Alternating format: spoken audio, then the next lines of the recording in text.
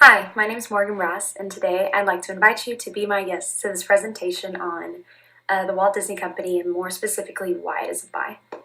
So taking a look at my arguments that I'll be presenting today, I'll discuss forward-looking elements, investment positives with their upcoming deal, valuation approach, and the investment risks, really just touching on those counter-arguments. But looking at that forward-looking elements, the biggest deal that Disney is experiencing right now is with 21st Century Fox. Now, Disney will acquire most of 21st Century Fox's entertainment assets, which will include their movie and television studio, regional sports network, cable channels, and their share in not only Star India, but the majority share in Hulu as well. This deal, this $52.4 billion deal, will take around 5 years to fully integrate and should close in June 2019. But what is Disney gaining from this deal with 21st Century Fox? Not only are they getting fantastic intellectual property, but also really quality employees as far as content makers, creative content makers, and executives who have experience to be able to really scale up Disney's products. Specifically within the television business, they will be focusing more in India, Asia, and Europe, where Fox has had that greater footprint of channels as far as content distribution. So that television industry really will be taking in those great individuals. However, we will possibly see a decreased usage in Netflix. Disney at the beginning of this year announced that they would be pulling their titles. Right now, 6% of Netflix does include Disney titles, but that number is shrinking. However, the question is whether Disney would take Fox's titles off of Netflix too. The answer is highly likely, and if that were the case, they'd remove around 345 titles from Fox. But this is all in an effort to really get Disney competing with Netflix. And they believe one of the ways that they'll do that is through the platform Hulu.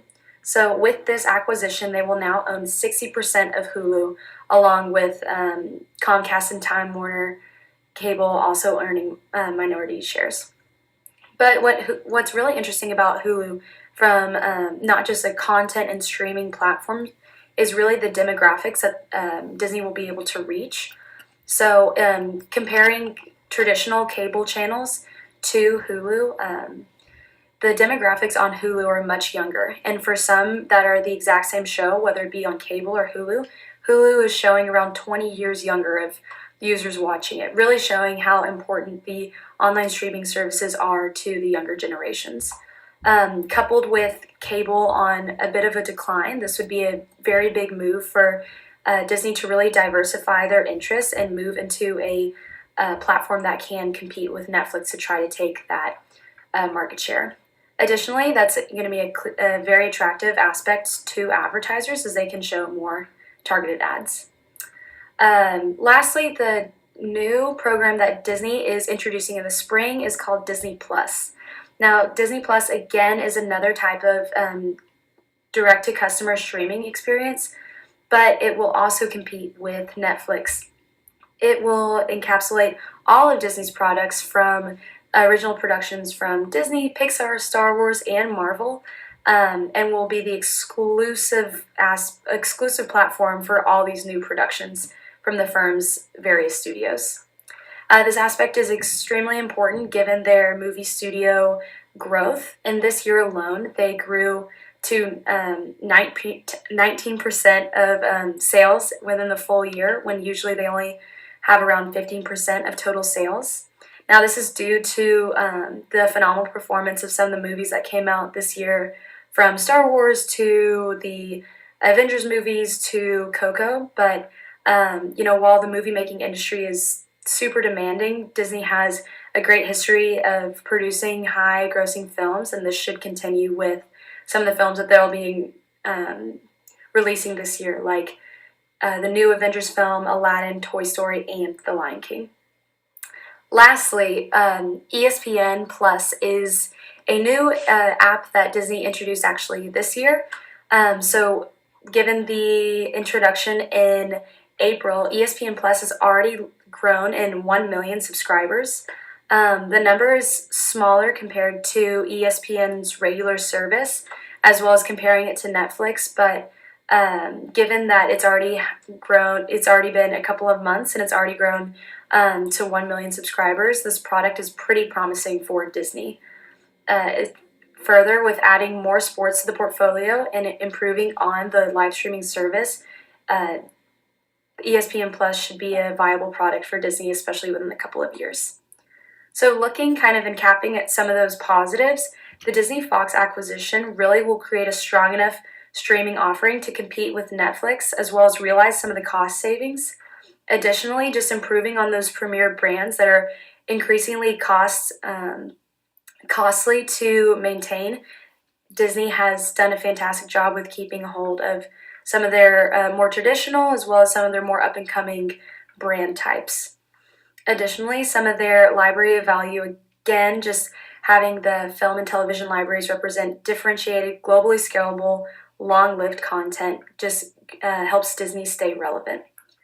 And lastly, with that Hulu introduction, that rising from 30% to 60% ownership, Hulu will have the financial backing and library assets to become really just a large competitor with Netflix. Now I'm going to be looking at the DCF valuation for Disney. So I value Disney based on two different types of valuation, a DCF and a relative price valuation. So looking at the DCF base case, as you can see, I have several of the numbers listed, but two of the really specific numbers I'd like to highlight was a 9.7% WACC and a 4% terminal growth. Again, this is just the base case. If Disney really had almost bearish growth within the next year, it would create a estimated stock price of around $115. Looking at that relative price valuation, I'm using a multiple of 9.82, which is on the lower end for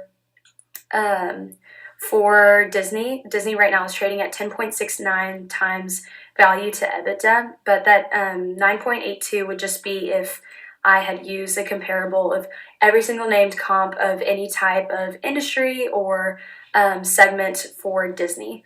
So that gives the rather low expected target price of $112.16, using a weight of 70% to 30% comp analysis.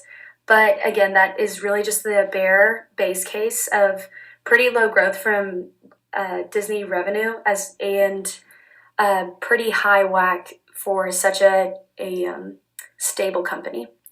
Looking at, though, the bull case assumption, I have only dipped the WACC 0.7% down and increased the growth 1%, especially considering the growth that Disney will have from all the assets that 21st Century Fox will provide, as well as the more stable security of having a company rating that Disney has, combining with another large company to really just create another blue chip, stable company.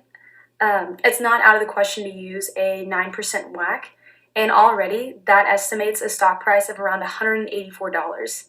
Now, yes, this is the bull case and this is a huge jump, but given a multiple weighting and evaluating of only using a 10.15 times, which again is less than the 10.69 times earnings, it gets a stock price potential of $156.67, which is a almost 40% increase and shows really that even with a slight tweak of the numbers, Walt Disney is valued way higher than they're trading right now at $111. Some inherent risks that exists include brand risk, sports risk, new media monetization, competition, piracy, and economic pressures. Disney has historically been a family-oriented company, but with the acquisition of new, older, mature media from Fox, there might be issues. However, using different platforms, I think that they will be able to really make sure that the Disney brand stays strong. Additionally, ESPN risk, sports risk is really tied into the U.S. economy and culture, so I think that the industry will be able to improve and really come out of the slump that they've been in recently. As far as new media monetization, moving from any industry, from newspaper to computers to internet, it's always going to be inherent risks with just the type of media. But I think that given Disney's talent that they have just acquired, they will be able to address that issue. As far as competition, piracy, and economic pressures, those factors are always there, and the idea that Disney has competed for so long and has done so well as a company, I believe that they will be able to match whatever issues that they might have to face in the future. And lastly, I believe that if you invest in Disney, they'll let your dreams come true, and that is why Disney is a strong buy. Thank you very much.